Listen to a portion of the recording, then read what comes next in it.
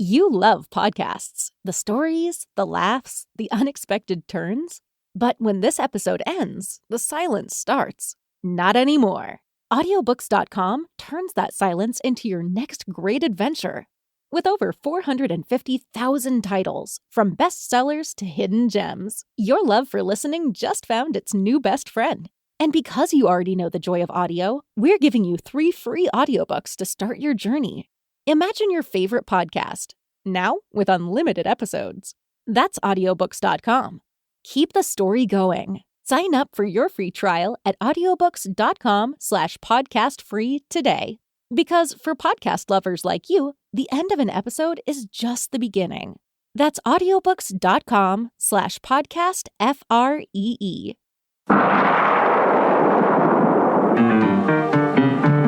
Welcome to All About Agatha, the podcast dedicated to reading and ranking every single mystery novel written by the Queen of Crime, Dame Agatha Christie. I am Kemper Donovan, and on this episode, I will be covering a Poirot short story. We're sort of getting 2 for the price of 1 here because this story goes by 2 different titles. The first is The Mystery of the Baghdad Chest. The second is The Mystery of the Spanish Chest. So what is going on here? Well, let's get right into it with the publication history for these 2 stories.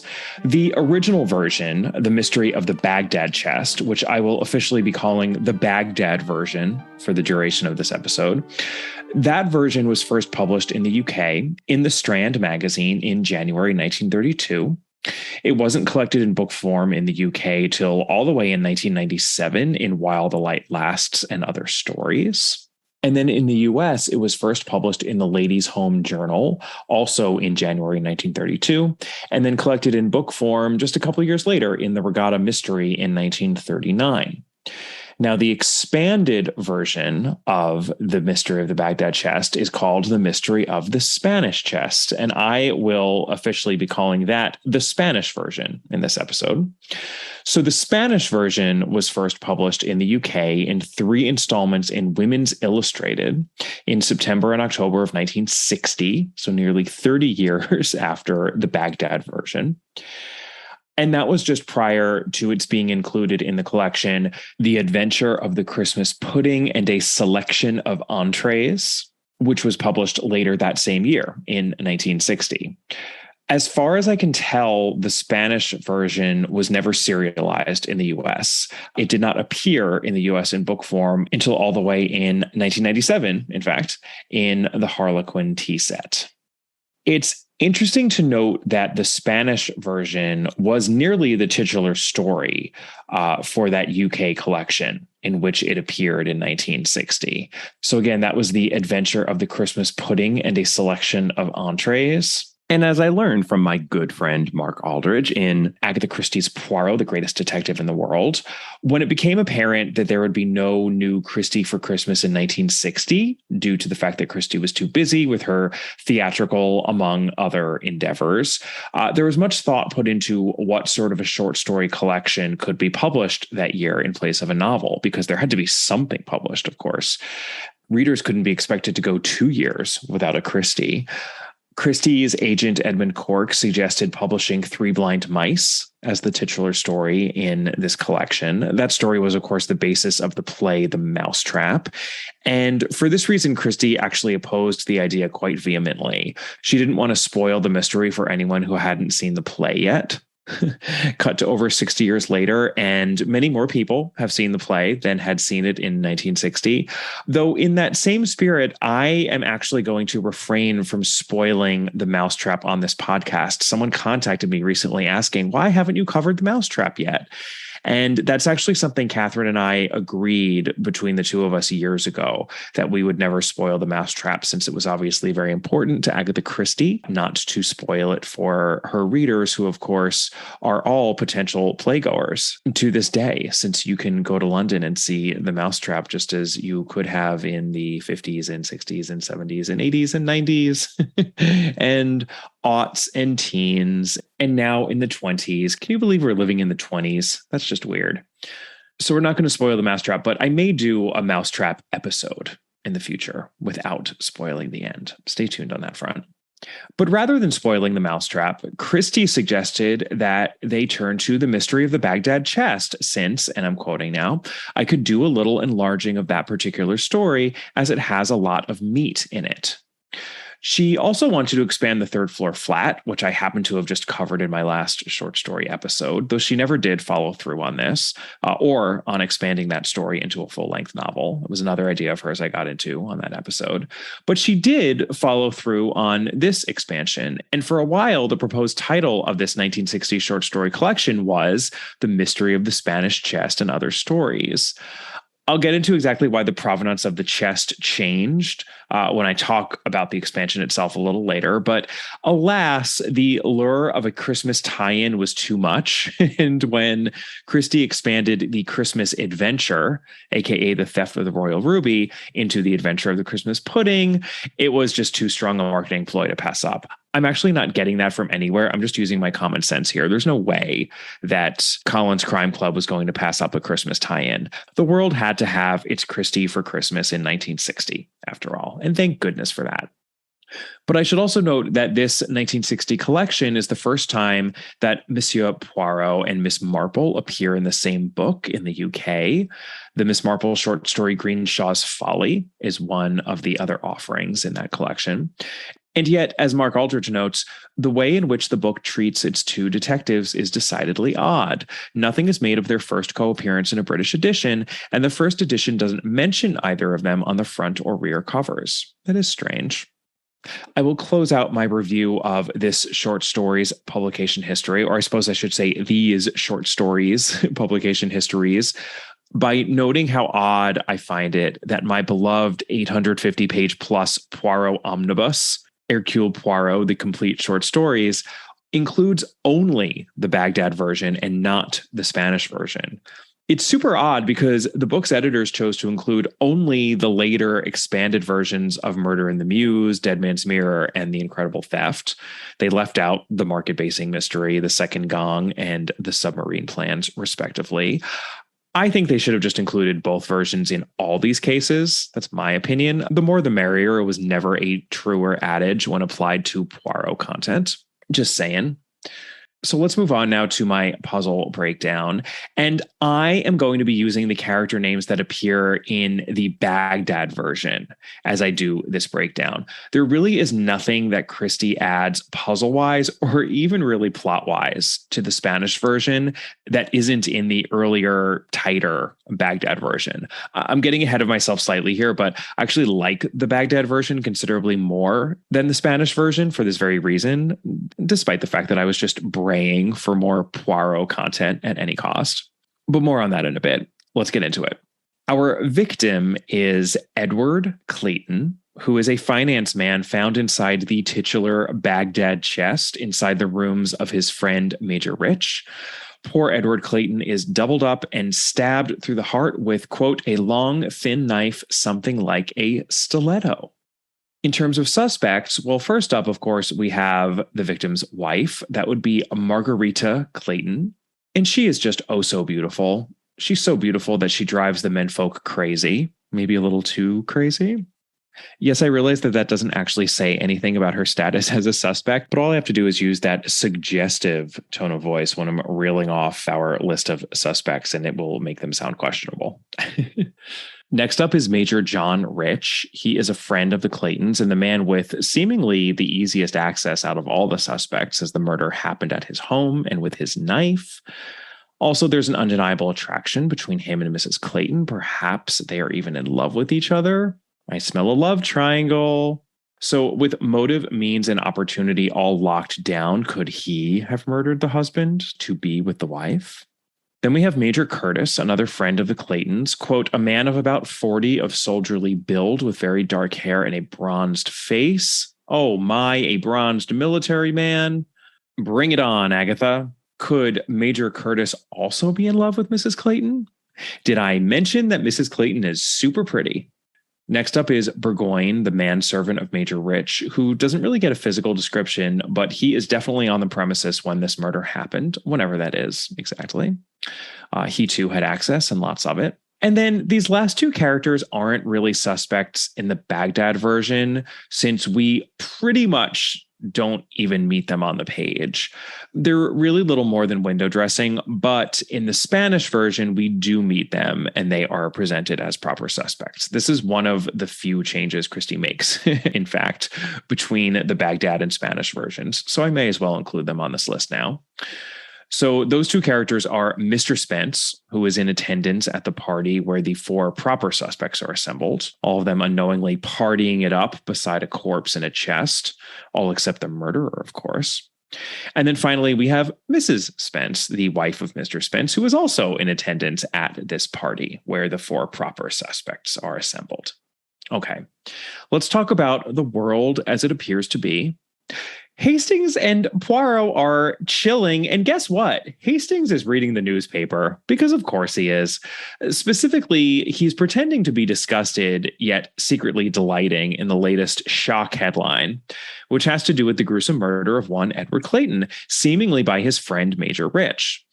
The story is getting lots of play because Major Rich hosted a party at which he and his guests played poker and danced a little. All the while, poor Edward Clayton's body was inside this big chest in the very room where all the guests were assembled. And it seems that Major Rich killed Mr. Clayton right before he welcomed in all of his guests, including Mrs. Clayton, who the papers imply was having an affair with Major Rich. And this is all very Edith Thompson, Frederick Bywaters territory. At this point, I feel like that's a reference you should probably get without my having to explain it. But if you would like a little refresher on the Edith Thompson, Frederick Bywaters case, I will point you to an excellent episode of Caroline Crampton's She Done It podcast, where she breaks it all down beautifully. Back to this case, the body wasn't discovered till the next morning when, gruesomely, Major Rich's manservant Burgoyne noticed, quote, a deep stain discoloring the carpet below and in front of a piece of furniture which Major Rich had brought from the East and which was called the Baghdad chest. And Poirot notes himself at the beginning of the story that the chest may very well have been a sham Jacobean one from the Tottenham Court Road. Nonetheless, the reporter who thought of naming it the Baghdad chest was happily inspired. I like that, given that Christie herself would change the provenance of the chest when she expanded the story. The origin of the chest isn't really important. It's the exotic and mysterious flair that its supposed origin lends that counts, even if that origin is spurious. And incidentally, when John Curran actually describes in Agatha Christie's Secret Notebooks visiting Greenway for the first time when he began sifting through those notebooks of Christie's, he references various objects that he came across that could be found in Christie's work, including a brass-bound trunk that was in the entrance hall at Greenway. So I like the idea that Christie was inspired here by a piece of her own furniture. Hastings comments that one could write a play about such an idea, and you'd better believe that Christie scholar Julius Green, who investigates everything, and I mean everything, having to do with Agatha Christie and the theater, has something to say about this in his book, Curtain Up, Agatha Christie, A Life in the Theater. Hold on, because this is a bit of a tangent, but I think it's worth it. Here's what Julius has to say about this specific moment in the story. In the original version of the story, Hastings comments that the events it concerns would make a good plot for a play, and Poirot responds that it has already been done. Poirot could be referring to Othello or to the 1928 Patrick Hamilton play Rope, in which party guests are served a buffet from the lid of a trunk containing a dead body. But I suspect that it may in fact be a reference to a short play called Crime, which featured in the first London Grand Guignol season at the Little Theatre.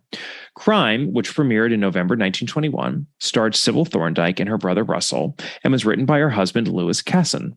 In it, a woman is murdered with a bread knife by an unsavory pair of characters and her body put in a trunk. Due to circumstances beyond their control, they are forced to remain in the room with their victim and fall out between themselves. In their nervousness, they eventually give the game away to a third party, and the trunk is opened, exposing her horribly mutilated corpse. In the ensuing fracas, one of the killers shoots the other.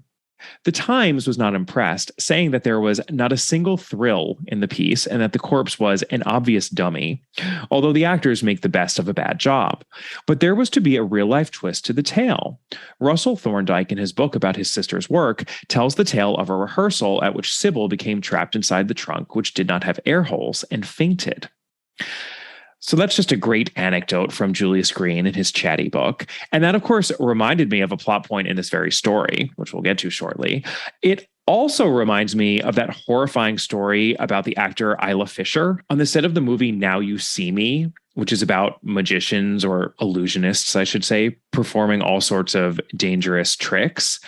So apparently she got stuck in this tank of water and was banging on it. And everyone just thought she was acting super well because she was supposed to seem stuck in the tank of water for the scene she was acting out in the movie. But she truly was caught on something. There was some mechanism that wasn't working and she was banging on the glass and they hadn't established a safety signal before she went in the tank. So that's terrifying, but Isla Fisher is fine. Sybil Thorndike was fine as well. And the setup of the murder in this story is most definitely macabre and theatrical in the Grand Guignol tradition, which is something that we know Christie could do quite well from time to time. I'll actually just close out this tangent by noting that Julius mentions a little later in his book that Christie actually became friends with the Sybil Thorndike. So I like to imagine Sybil telling Agatha about her near-death experience over tea or maybe neat cream. All right, back to the short story. Poirot encourages Hastings to compose his very own drama out of the facts of this case. And of course, Hastings starts by waxing poetic about what a pretty, pretty princess Mrs. Clayton is. Oh, Hastings. We get this keeper of a line from Poirot after he looks at a photo of Mrs. Clayton. Dieu merci, I am not of an ardent temperament. It has saved me from many embarrassments. I am duly thankful. You and me both, Poirot, because we need you free and unencumbered for mystery solving, including on this very case, which Hastings then launches into a little awkwardly. He reviews the facts, which include dialogue quotations I find it hard to believe he would have had access to. The story is a little bit of a mixture between first-person Hastings and third-person Christie, but let's just note that awkwardness and move along. We learned that Major Rich was an old friend of both Mr. and Mrs. Clayton, and that the Claytons were going to spend the evening with him. And now I'm quoting from the text. At about 7:30, however, Clayton explained to another friend, a Major Curtis, with whom he was having a drink, that he had been unexpectedly called to Scotland and was leaving by the 8 o'clock train. Clayton says he'll drop in on Major Curtis to let him know he won't be coming that night, even though his wife will be coming. So Clayton arrives at Major Rich's house at 7:40, at which time Major Rich is out, but his manservant Burgoyne shows him into the sitting room so that Mr. Clayton can write Major Rich a note. Then about 5 minutes later, Major Rich calls out to Burgoyne to go get some cigarettes for his guests that evening. And when Burgoyne returns with those ciggies, Major Rich is alone in the sitting room, and Burgoyne concludes quite naturally that Mr. Clayton must have left by then. The guests arrived shortly after, i.e. around 8 o'clock, and there was dancing to a phonograph and the playing of poker. And the next morning is when Burgoyne made his grisly discovery by way of the blood having dripped out of the chest and pooled on the floor. He runs out of the flat and fetches the nearest policeman. Major Rich tells the police that he never saw Mr. Clayton the evening before. He never got a note from him or anything like that. He has no idea what's going on. The first he knew of Mr. Clayton going to Scotland was when Mrs. Clayton told him at the party at his house. He is totally clueless, but he is also totally arrested. And there the matter may have stood if not for the sociable Lady Chatterton, who was one of Poirot's most ardent admirers, and who throws a party that Poirot and Hastings are invited to. We're told that her admiration springs from a case involving the mysterious conduct of a Pekingese, but this can't be the Nemean lion from the Labors of Hercules, since that wouldn't be published for another 7 years. But all this does allow Christie to go on two charming asides in the voice of Hastings. The first is about Poirot's appearance at a party. This is what she writes.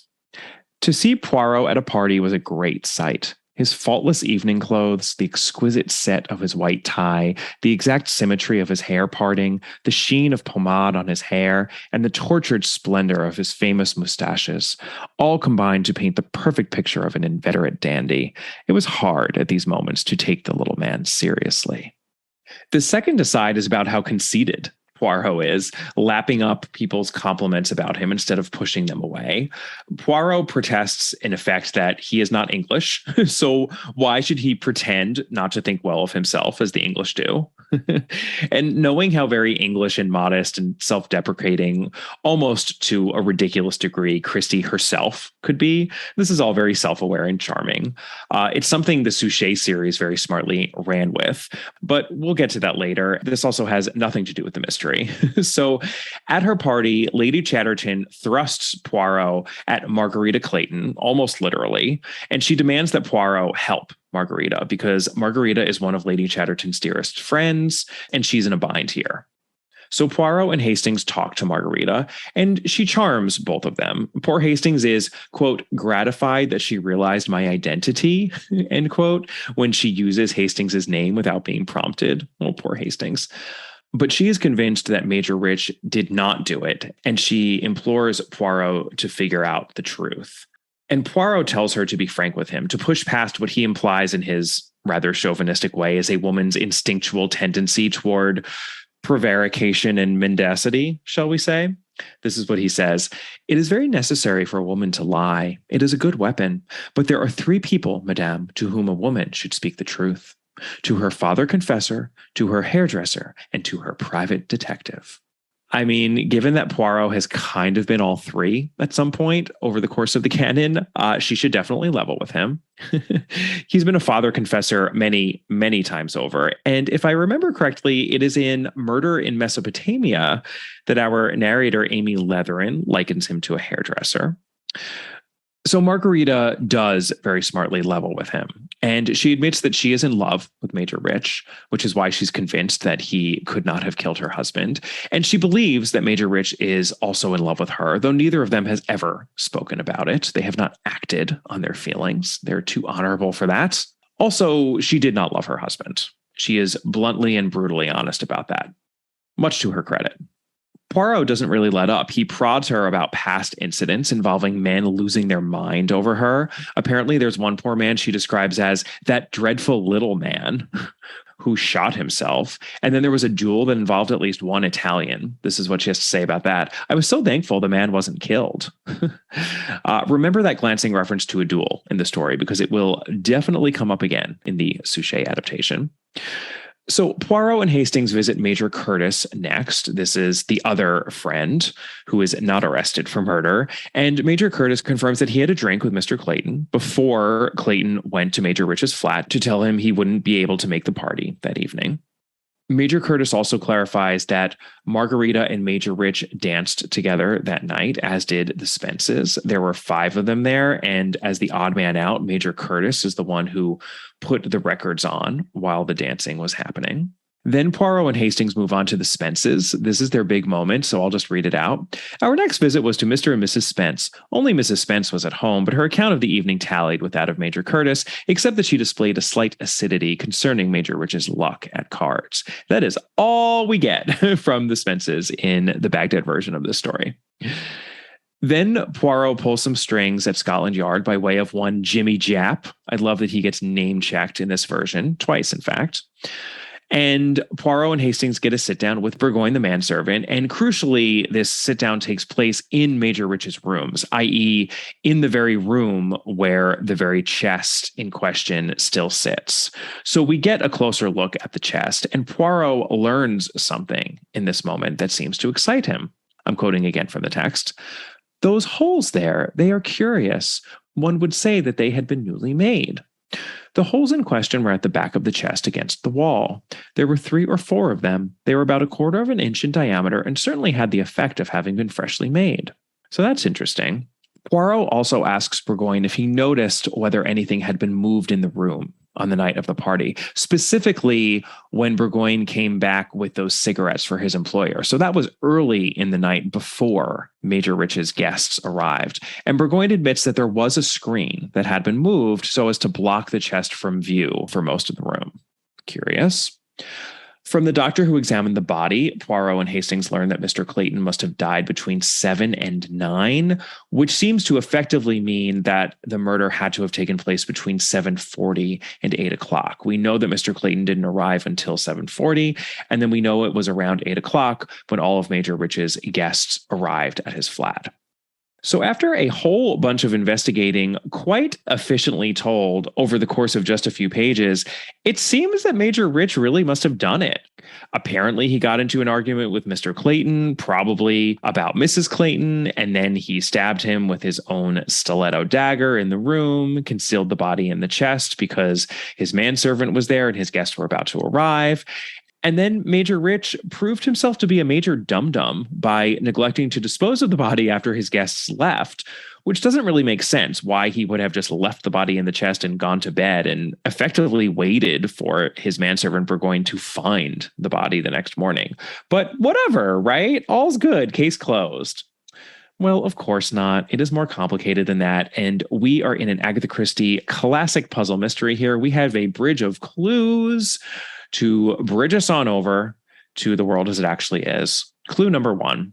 Oh, happy day. It is a physical clue. Those holes in the chest. Now, why would there be freshly made holes in this Baghdad chest? Well, the deduction here is a little tricky, but I think not impossible. One reason you might drill a hole in something is to allow air in, right? That's not too hard a leap to make. So those holes very well could be breathing holes, couldn't they? This leads us into clue number 2, which is a very general one, but in its generality, a very classic Christie clue. And that would be never make an assumption in a Christie story, including the most basic assumptions. Perhaps I should say, especially the most basic assumptions. And there is an assumption here that everyone makes, which is that the body of Edward Clayton was placed in the chest by the murderer. Now, the chest is where the body bled out, to put it bluntly. So we know the body must have been put in the chest very quickly after it was stabbed, since there wasn't any blood anywhere else in the room. But is that definitely the way that it had to play out? And our deduction is so devious, and it's the brilliant concept at the core of this puzzle, because what if the body placed itself in the chest? Which is to say, what if Mr. Clayton, our victim, got into the chest of his own accord? And this is actually the one time that I'm going to quote from the Spanish version in my plot summary, because I think that the Spanish version does a better job of explaining the brilliance of this clue. So I'm going to quote from Poirot now during his denouement in the Spanish version. Here's what he says. We started, all of us, by an assumption that was not true. The assumption that there were only 2 persons who had the opportunity of putting the body in the chest. That is to say, Major Rich or William Burgess. Side note, William Burgess is the name of Burgoyne in the Spanish version. But we were wrong. There was a 3rd person at the flat that evening who had an equally good opportunity to do so. And who was that? Demanded Miller skeptically. Another side note, Miller is the Inspector d'Histoire in the Spanish version. Sorry, Jap, you got cut out. Miller continues now. The lift boy? No, Arnold Clayton. Final aside, yes, Christie decided to change Clayton's name from Edward to Arnold when she wrote the Spanish version. I don't know why. Let's finish out this quote now. What? Concealed his own dead body? You were crazy. Naturally not a dead body. A live one. In simple terms, he hid himself in the chest. And what I love about this is that it's borne out by the physical evidence, which isn't even a point Christie hits in either version of this story. The blood is only found in the chest, not elsewhere in the room or on anyone's clothes. And that's because there was no blood till Clayton got in the chest. He was only stabbed once he was already in there, as the physical evidence in the room attests. Okay, so that is a big deduction, but it leads us to a very obvious question, which we will tackle in clue number 3. Why? Why on earth would Edward Clayton willingly secrete himself in a large chest? It must have been super uncomfortable in there for starters. And our deduction here is that we would do well to remember all that nonsense about a suicide and a duel fought for Margarita Clayton's love. She really is the type of woman men go gaga over, and perhaps her husband is no exception. Perhaps Mr. Clayton was spying on Mrs. Clayton at this party. So if we can get to the other side of clues number 2 and 3, these are the kind of clues that don't get you all the way there. But once you are on the other side of them, things really start to slot into place. Fortunately, we do have clues for the latter half of this bridge o' clues. So let's tackle them now. Clue number 4 is another Christie classic. We have a time shift here, people. Ye old temporal obfuscation. Whenever Christie is explicit about the timing of a murder, we should be highly suspicious of that timing. Specifically, here we're told that the murder is said to have happened any time between 7 and 9 at night. That is concrete. It could not have happened before 7 or after 9. But that within that window, it must have happened between 7:40, when Edward Clayton arrived at Major Rich's, and 8 o'clock, when Major Rich's guests began to arrive. And our deduction as seasoned Christie readers at this point is to know that, well, in that case, the murder almost definitely had to have happened between 8 o'clock and 9 o'clock, since Christie is begging us to assume that it did not happen then. And if that's the case, then who is the likeliest suspect? And I will just pause to note that this clue made me think back to my lovely conversation with forensic scientist Carla Valentine about how true forensic time windows are more like 8 hours long, but we need these shorter windows for purposes of plot. And this story is an excellent example of that. An 8-hour window just would not do here. I forgive Christie the forensic inaccuracy. I'm sure she was well aware of what she was doing when she specified that 2-hour window. All right, so if we're trying to pinpoint who could have murdered Edward Clayton between 8 o'clock and 9 o'clock while the party was in full swing, that brings us to our final clue number 5, which has to do with access. And this is actually a 2-part clue because we have 2 issues when it comes to access. The first one is that if Edward Clayton was killed during the party when he was hiding in the chest, then he had to have been drugged. Those drugs taking effect after he climbed into the chest, since he obviously would have cried out when he was stabbed if he were fully conscious. So that's one access issue. Who could have drugged Edward Clayton before he got into the chest? And then the other access issue has to do with the stabbing itself. Who could have opened up the lid and quickly done that incredibly nasty bit of work that was required, stabbing Edward Clayton in the heart? Well, our deduction here is that Major Curtis was having drinks with Edward Clayton before Clayton went to Major Rich's. And Major Curtis told us himself that he didn't dance at the party, that he was the one changing the records while the others danced, which puts him right next to the chest, which we also know was concealed behind that screen from the rest of the room. And that makes this murderous plot feasible, though incredibly audacious on the part of Major Curtis. And I just have to note an incredibly devious bit of misdirection that Christie employs in this short story, because when Major Curtis tells us that he was the odd man out, that he was the only one who wasn't dancing, it seems that the significance of this information is that Mrs. Clayton and Major Rich were dancing the night away together, that they danced as a couple and the Spences danced as a couple. And it's a tiny but crucial bit of misdirection on Christie's part that she's pointing us in the direction of focusing on Mrs. Clayton and Major Rich, as opposed to the fact that Major Curtis is standing there in the room unobserved by these dancing couples for many, many minutes at a time.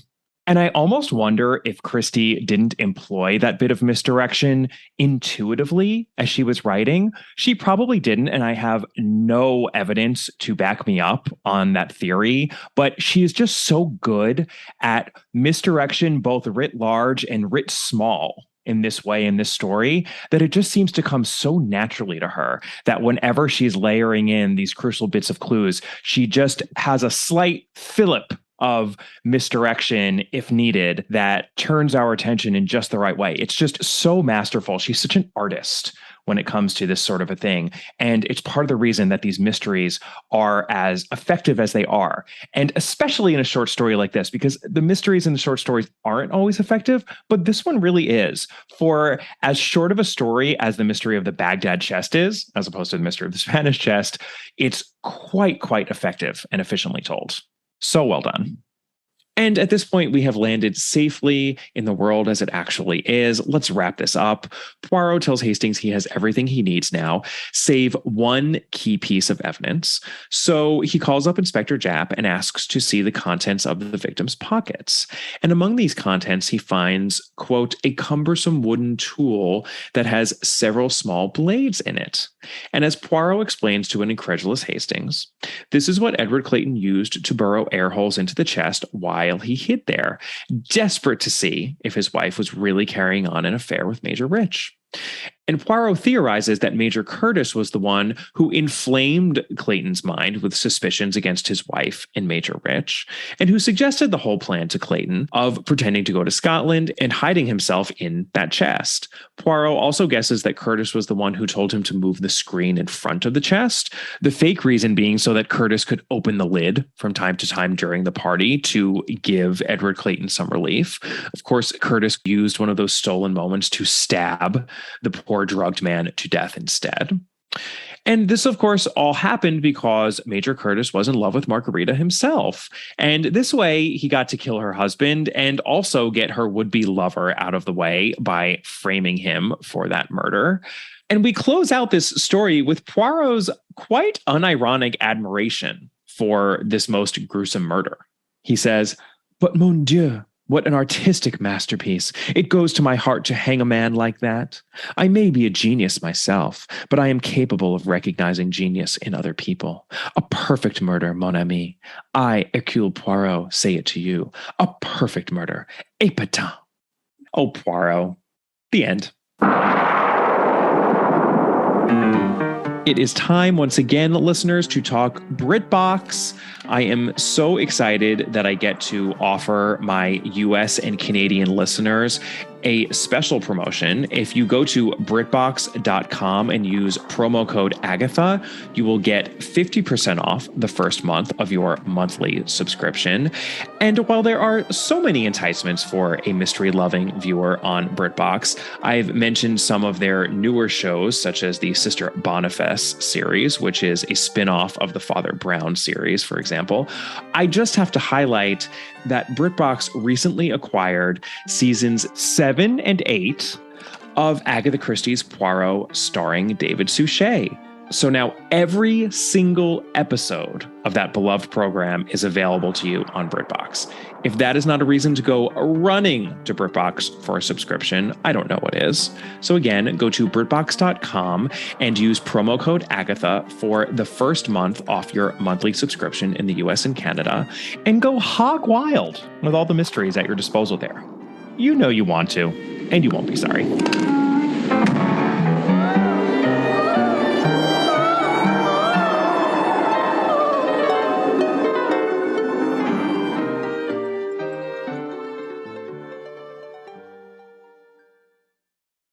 Okay, so before I talk about the one adaptation that we have for this story, I'd like to talk about the expanded Spanish version. First off, why the change from Baghdad to Spain? Why did she have to change the provenance of that chest? Per Mark Aldridge in Agatha Christie's Poirot, the greatest detective in the world, Christie actually first considered calling it the mystery of the Persian chest before, quote, abandoning the Near East and settling on Spain as more romantic and less difficult. That's interesting, given that Christie set mysteries in the Near East many, many times over her career. I'm not exactly sure why she was feeling like that in 1960. I suppose she did it more often earlier in her career, and perhaps the politics of the region and some of her experiences with Max Mallowan made her a little cagier about a story, and a titular story at that, since they thought that it might actually be used for the title of that collection in 1960, The Christie for Christmas. So perhaps for that reason, she just thought that Spanish chest would be more palatable. But one other little tidbit about the provenance of that chest, I'm getting this one from John Curran, who tells us that in her notebooks, when she was planning They Came to Baghdad, of all novels, she makes reference to a Kuwait chest. that someone may have hidden. So that's a third type of quote unquote exotic chest in which a body was concealed. And she actually used a Kuwait chest in the play The Rats, which is one of the 3 one-act plays that comprises Rule of Three. That is a late play of Christie's I have not covered yet. I actually have not read The Rats yet or any of the Rule of Three plays. I have every intention of doing so and covering them at some point on the podcast's Patreon account. At some point, we will be dealing with the contents of the Kuwait chest in The Rats. You could always click on the Patreon link I've included in the notes for this episode if you're curious about checking out some of that bonus content. Sorry, couldn't help the plug. And I suppose I just have to accept Christie's rather vague and unconvincing reason for making the chest Spanish. While we're on Mr. Curran, I should note that he actually really liked the expansion of the Baghdad version into the Spanish version. He expresses this by way of contrast with another expansion Christie did, which he did not like. And that would be Christie's expansion of A Christmas Adventure into the eponymous The Adventure of the Christmas Pudding for that collection. He wrote that the elaboration, unlike similar earlier experiments, added only words. The mystery of the Spanish chest in the same collection was a far more imaginative expansion of the earlier The Mystery of the Baghdad chest. The thing is, I'm not sure I actually agree with John Curran. I don't think that this is one of Christie's better expansions. And there are a few reasons for that. So perhaps the most significant change between the two versions is the deletion of Hastings as narrator. The Spanish version is written in the third person, and Hastings is not only absent from it as a narrator, but as a character. Poirot actually laments his poor departed Hastings at several points in the Spanish version text. And I'm such a sucker for a Hastings narrated story, so already I was miffed by this. But then what Christie does in place of Hastings is to insert Miss Lemon into the story. And normally that would be cause for celebration, but this is one of those cases in which Christie just starts ragging on poor Miss Felicity Lemon, as she sometimes, if not often, does in the text. This story might be one of the worst instances of Miss Lemon abuse in a Christie story. We start out with a physical description of Miss Lemon. At first sight, Miss Lemon seemed to be composed entirely of angles, thus satisfying Poirot's demand for symmetry. Okay. And then, Miss Lemon he had never considered as a woman. She was a human machine, an instrument of precision. Her efficiency was terrible. She was 48 years of age and was fortunate enough to have no imagination whatever. It's like, I get it, Agatha. You think that Miss Lemon is hideous. You think that she is a robot. You like to make fun of the fact that all she thinks about in her spare time is her filing system, etc., etc., etc. I'm just a little tired of it at this point, especially since I have Pauline Moran's performance as the Miss Lemon of the Suchet series to compare it to, which is so vibrant and subtle and layered and funny and just lots of other great adjectives. I could go on and have gone on and on in other episodes. But I will say this in defense of Christie, actually, and I'm getting this again from my good friend Mark Aldridge in Agatha Christie's Poirot, the greatest detective in the world. He, too, notes that the description of Miss Lemon at the beginning of this story is unpleasant. That's the word he uses to describe it. But then he says, originally, this point was made as a reflection of Christie's description of Poirot's flat, but this was removed from the published version. In the unpublished portion, Christie described that, and now I'm reading the unpublished portion that Mark reprints in his book. The flat of Poirot's choosing was one of the most modern of its kind. It was clean, hygienic, and severely functional.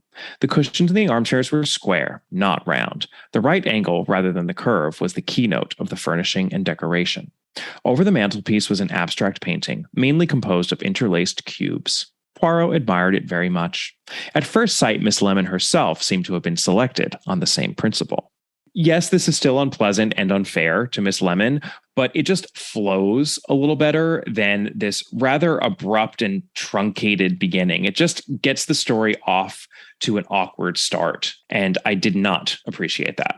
The other thing I really like about that unpublished excerpt that Mark reprinted is the little detail about the cubist painting over his mantelpiece, because I think that places Christie's Poirot, the textual Poirot, very squarely in the Art Deco world that was created around Suchet's Poirot. Sometimes I feel like Suchet's version of Poirot is a little hipper and just more artistique than the Poirot in the text. But hey, look at this. He has a cubist painting over his mantle. That is totally something that Suchet's Poirot would have in his flat. So I really like that we get a glimpse at that unpublished bit. I wonder why Christie or perhaps her editor decided to leave it out. I suppose that shall remain a mystery. We also get at the start of the story, we are seriously only in paragraph 3 here of the Spanish version. We get Poirot's thoughts on women, which are a little like Sir Mix-a-Lot's, I have to say. Here's what Christie writes. He had a continental prejudice for curves. It might be said for voluptuous curves. He liked women to be women. He liked them lush, highly colored, exotic. Oof, boy. In other words, we are off to a rollicking start here. And here's the thing. I read this Spanish version directly after reading the shorter Baghdad version, and Christie adds almost nothing important to this longer version of the story, so it's hard not to prefer the leaner and meaner version.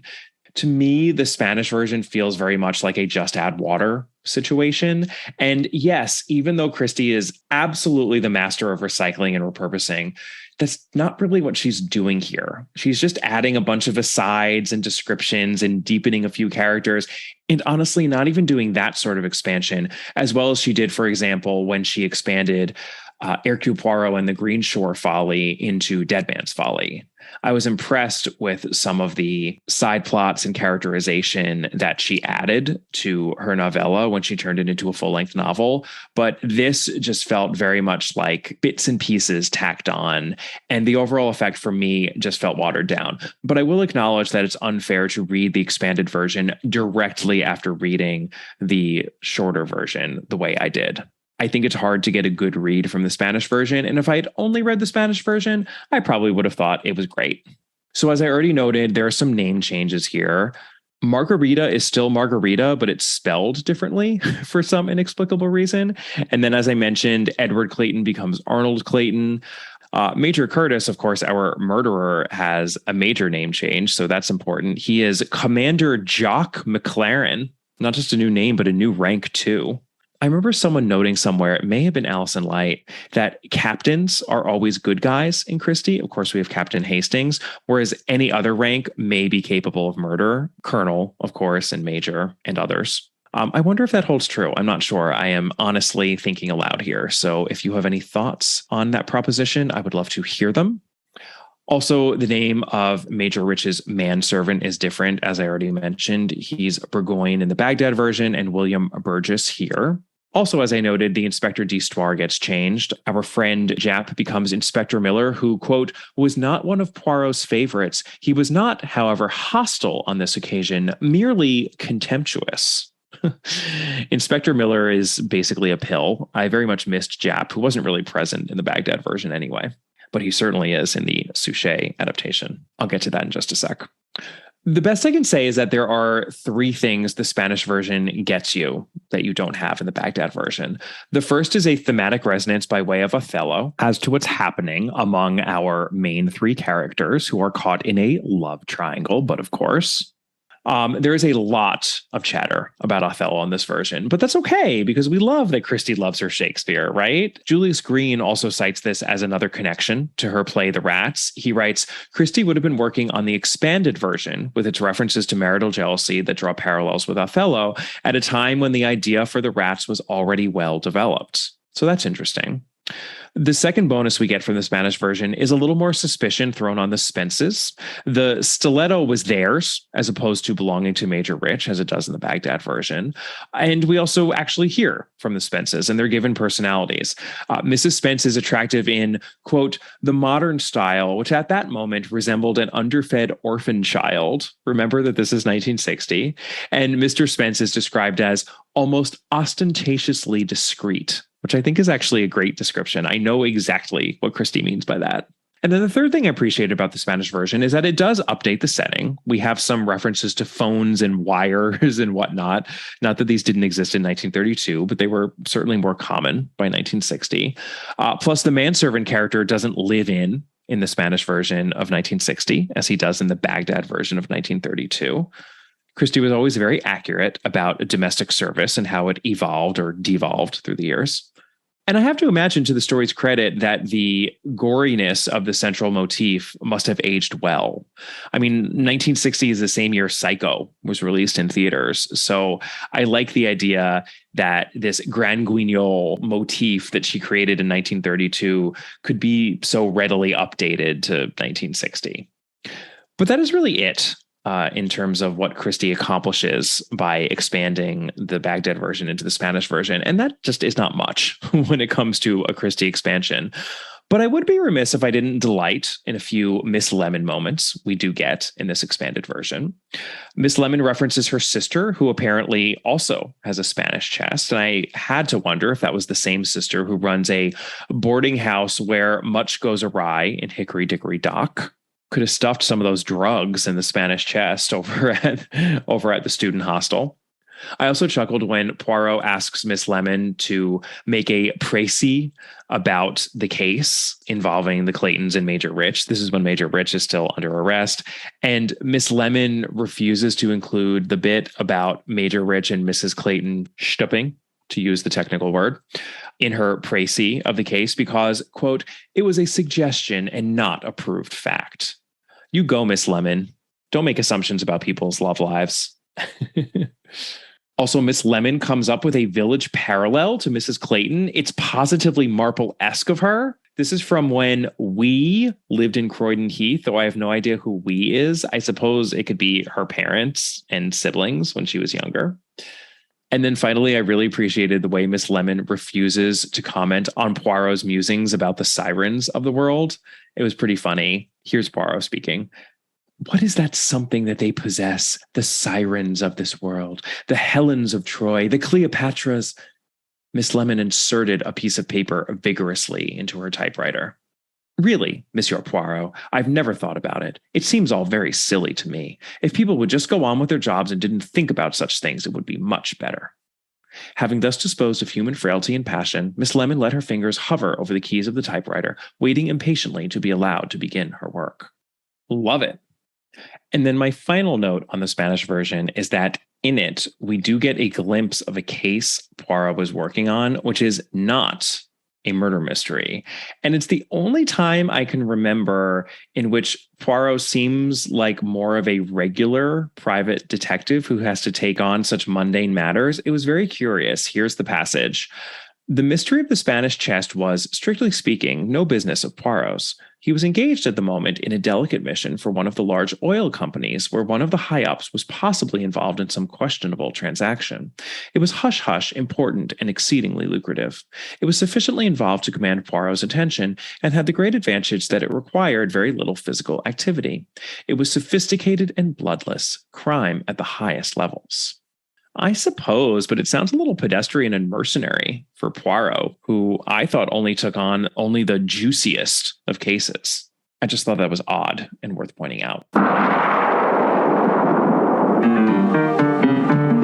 Don't touch that dial. We'll be back in a moment with the rest of our episode. We just wanted to take a moment to ask you, our dear listeners, for a favor. If you haven't already done so, we would very much appreciate it if you take a moment to, give us a rating or a review wherever you're listening to this podcast. It really helps the podcast out because ratings and reviews make it much easier for other Christie fans such as yourselves to find our podcast. And the more ratings and reviews we get, the more people we can reach. It should take you a matter of seconds, and lucky you, we're going to provide you with those seconds right now, so go to it.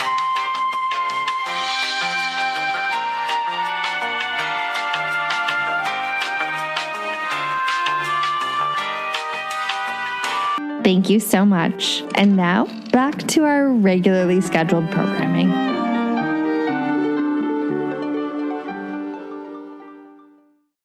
So that is the Spanish version of this story. And I would love to transition now into the one adaptation that we have for both these short stories. And that would be episode 8 of season/series 3 of our beloved Agatha Christie's Poirot, starring David Suchet. The episode is titled The Mystery of the Spanish Chest. So they chose the title from the expanded version. And it was written by friend of the podcast, Anthony Horowitz, author, producer, screenwriter extraordinaire, not a jack of all trades, but a master of all trades, I would argue.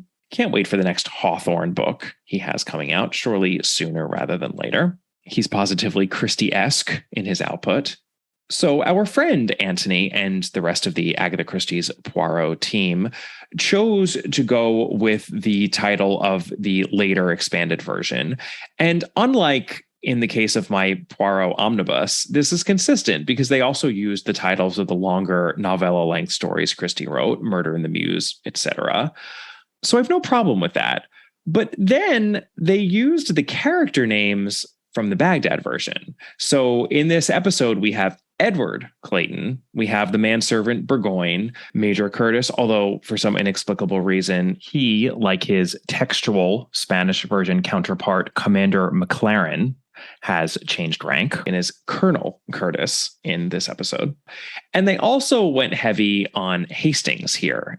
In particular, his distaste for Poirot's self-aggrandizement and his failure to be self-deprecating, which is very much present in the Baghdad version. So we have lots of Hastings. We have a moderate amount of Jap. The one character among this family of 4 who does not appear in the episode is oddly the one who is so heavily featured in The Mystery of the Spanish Chest. That's right, Miss Lemon, who we get so much of in the expanded version. She is away on a trip, which leads to a few funny moments in which Hastings is trying to substitute for her. But come on, no Miss Lemon when you're adapting a story that actually uses and sort of abuses Miss Lemon a whole bunch.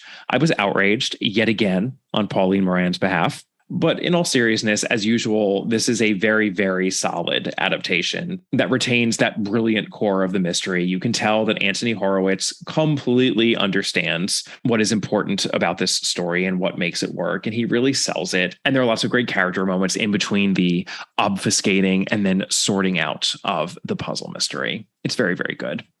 And it has a really unusual opening. We have a black and white fencing sequence that is very intense. Here's what David Suchet had to say about it in his memoir, Poirot and Me. Chilling from the very start, it opens with a ferocious fencing match involving the mysterious Colonel Curtis, who, it transpires, might just be a British spy master. He was played by another extraordinary actor, John McInerney, then in his late 40s and capable of conveying malice in the most dramatic way. An old friend, he was a former member of the National Theatre and had made his name in Franco Zeffirelli's 1968 version of Romeo and Juliet. And John McInerney did indeed play Mercutio in Zeffirelli's Romeo and Juliet. Oh, how I love that movie. I don't know if I've ever had a reason to talk about how much I love the Zeffirelli Romeo and Juliet, which does not mean that I hate the Baz Luhrmann production with Leonardo DiCaprio and Claire Danes.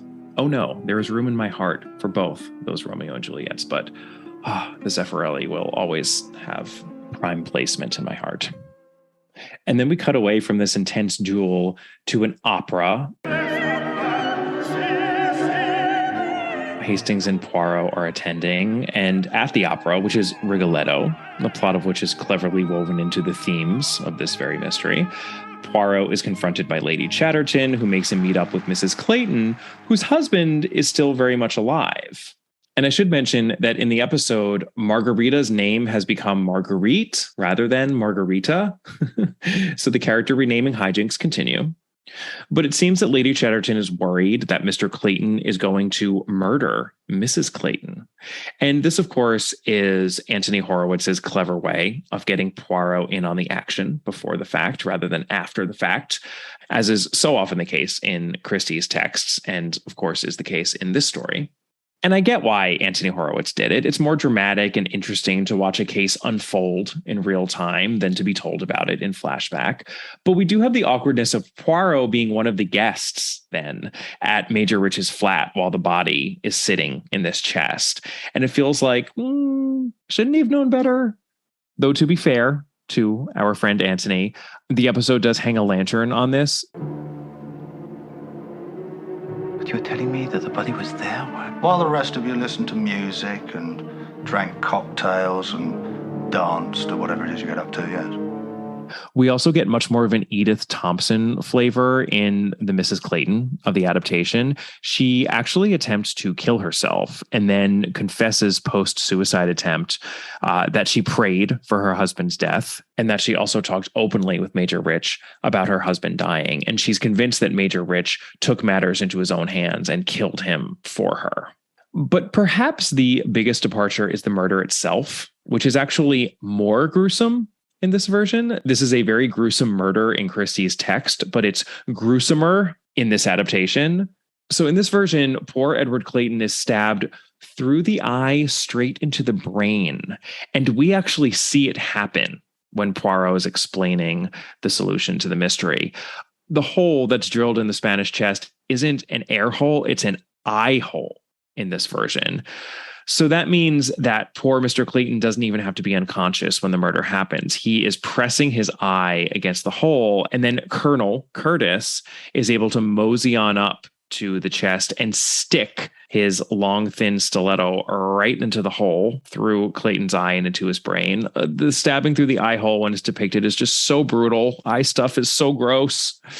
I was really surprised that they went there, especially in this early episode. Often in these earlier seasons/series, they would Baudelarize, if you will, some of the racier or less pleasant aspects in Christie's text, but they went in the opposite direction here. And they also did that again as to Colonel Curtis's character in this adaptation. There's this moment when a couple are putting on music at the party. The party itself is a rather informal affair. It's, again, just a bunch of people in this room. It's certainly more people than in Christie's text. I think it's about 20 people, but it's still pretty informal. And there's this man and woman who I'm going to assume are the Spences who are looking at different records and trying to decide what to play. And this is what happens. The man speaking with Poirot here is Colonel Curtis. Put on something with a bit of a fizz. These foolish things? No! Nobody's sweetheart. Yes, that'll do.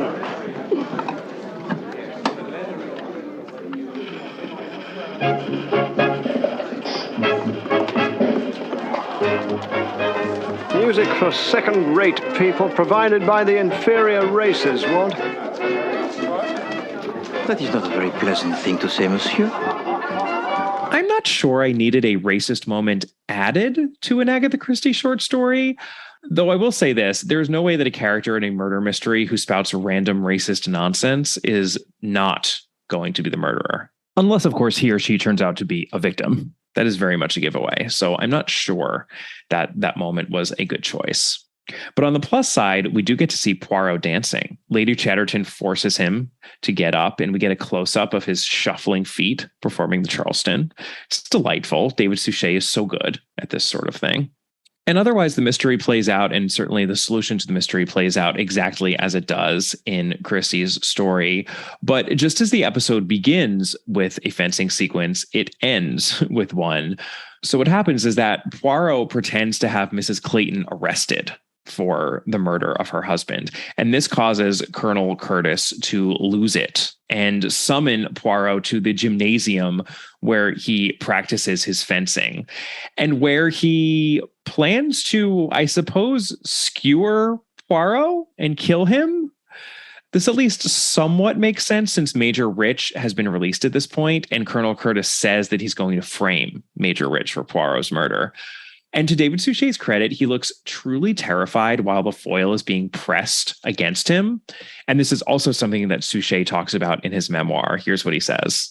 When John held a sword to my throat during the filming of The Spanish Chest, it was one of the few times when both Poirot and I felt truly frightened, for he made it so realistic that there was a moment when I almost convinced myself that he would actually plunge the blade into my throat. It shows on the screen. And indeed it does, David Suchet. It's a great sequence despite its inherent ridiculousness. I mean, why didn't Poirot just have Jap and a bunch of his sergeants waiting in the wings? Colonel Curtis totally confesses to everything. And at that point, they could have just rushed out and protected him. But instead, Poirot has Major Rich appear, and then Major Rich and Colonel Curtis engage in a duel together, which Major Rich, of course, wins. He doesn't skewer Colonel Curtis, but he has him cornered. And we know that Colonel Curtis is going to prison and is perhaps going to be executed for this murder. So a few other moments in this episode that I thought were worth highlighting. This is so tiny, but I love when Poirot is annoyed by Hastings putting more sugar in his tisane than Miss Lemon normally does. This I cannot drink. There must be no more than 3 spoons of sugar in my tisane. That is the way Miss Lemon prepares it. I put 3 spoons in. Then Miss Lemon must use a spoon that is smaller. And then I loved this exchange between Poirot and Jap. It's truly funny because Poirot is all inspired in this moment, and he's saying that at last he's gotten to the bottom of it all. And it's usually that moment in one of these episodes where we too are supposed to be caught up in Poirot's excitement, but Jap just cuts right through it in a very ironic way, and I laughed aloud when it happened. Chief Inspector Jap, I must ask you to trust me as you have never trusted me before. Here we go. Yes, but we have never before faced a crime that is perfect, committed with such coldness. It is remarkable, unique. I don't know why I bother sometimes. I may as well stay at home and do my garden. Who do you want me to arrest now? And we also get a shot of Poirot sleeping. And we get several depictions of Poirot sleeping in this program over the years. But in this depiction, not only are his hands perfectly resting on the lip of the bed cover, but his head is between the 2 pillows of the bed, which isn't even comfortable. Like, it doesn't even make sense. Why would you ever put your head between the 2 pillows? But of course it does make sense because that's symmetrical. And it's just very Poirot, and it's really, really funny. It's, blink and you miss it. But David Suchet just took such care with this character, as did the producers and the director of each episode and the writer of each episode. And I really, really appreciate it. And then the final moment in this episode is the button that they put on this runner as to Hastings being horrified over Poirot's lack of humility, which again is very much a feature of the mystery of the Baghdad chest. And of course fits nicely into the light and affectionate handling of Poirot and Hastings' relationship in this series. So we get several moments throughout the episode, but then at the very end of the episode, unlike in either text where Poirot is unrepentantly self-aggrandizing and never learns to mend his ways, Poirot actually has an opportunity to be self-deprecating, and he takes it. He actually is falsely modest. And it's a great moment, which leads to the best line of the episode. I am learning, Hastings. It is no English, yes? The humbleness? No. I am learning. I shall be the most humble person in the world. No one shall match Hercule Poirot for his humility.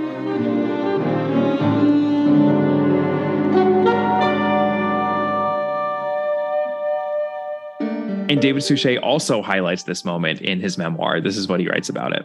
I was lucky, that is all, Poirot says near the end of the story, and then adds with a slight twinkle in his eye. It is more English, yes, the humbleness. There is a pause before he concludes with his tongue in his cheek.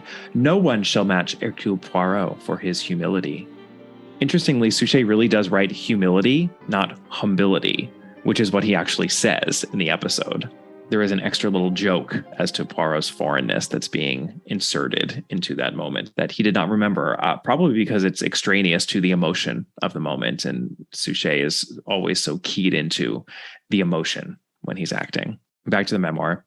Like Poirot, I too believe in humility, but there is a twinkle in both of us, for there is also an element of confidence, perhaps even vanity, which we both share. How could we do what we do if there were not?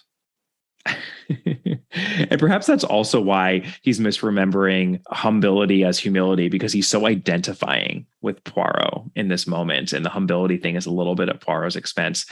It's just so charming how close David Suchet feels to Poirot. And he really means that. And he says it over and over and over again in this memoir.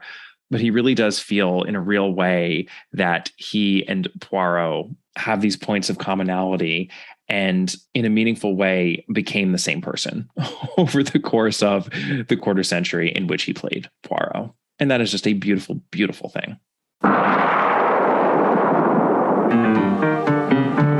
All right, well, that is my rambling account and analysis of the mystery of the Baghdad chest, the text, the mystery of the Spanish chest, the text, the mystery of the Spanish chest, the episode. I was so happy to be able to wallow in this much Christie for one of the last short story episodes that I am doing for this podcast, though I do have a healthy handful ahead of me. So more to come on that front. Have no fear. In my next episode, I am so excited. I am going to be interviewing Lucy Worsley, who has a new biography of Agatha Christie coming out. That is going to be of great interest to so many of you. I have already read the biography. It is brilliant. I have so much to talk about with Lucy, who is such a sparkling, scintillating personality. The name of that biography is Agatha Christie, An Elusive Woman, if you would like to pre-order it. And then in the episode after that, I will be reviewing Curtain with a mystery co-host who I am still not going to reveal to you. That is going to be a big ol' surprise. I'm going to leave for when that episode is released. Very excited for this final Christie novel to be reviewed, penultimate novel to be published, of course. And in the meantime, as I already mentioned once in this episode, if you'd like more content from me and from Catherine, you can head on over to the podcast's Patreon page. It's at www.patreon.com/allaboutagatha. You could just click the link that I've provided in the notes to this episode. You can always email me at allaboutthedame@gmail.com, and you can find the podcast on Twitter at allaboutthedame and on Instagram at allaboutagatha. And please do give the podcast a rating and or a review wherever you're listening to it. It really helps me out. And I'll see you next time. Bye.